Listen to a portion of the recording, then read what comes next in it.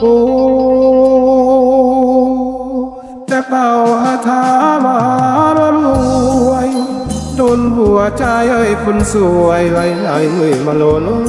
เสน่ห์ทั้งสาวใหญ่สาวเล็กทั้งนางเอกเก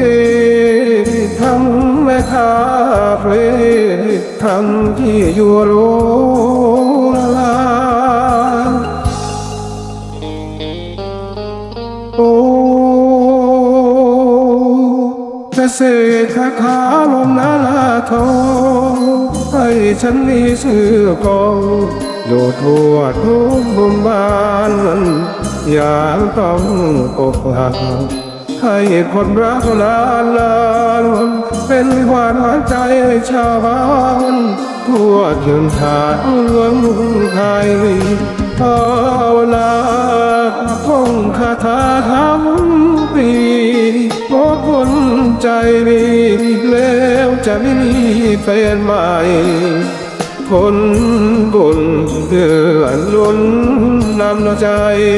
ถ้าของเราใครแล้วขออย่าไหลเพื่อเรา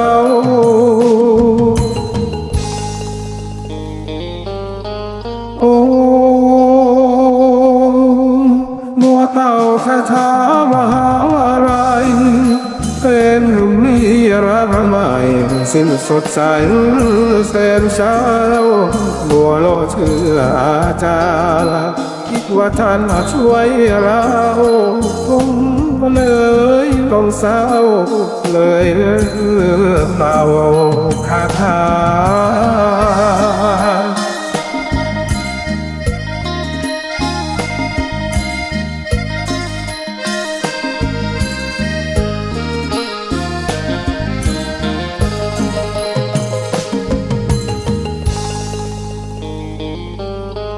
โอ้มัวเมาคาถามหาอะไรเป็นนิรันดร์ใหม่สิ้นสดใสแสนเศร้ามัวลงเชื่ออาจารย์คิดว่าท่านช่วยเราผมก็เลยต้องเศร้าเลยเลือกเราคาถา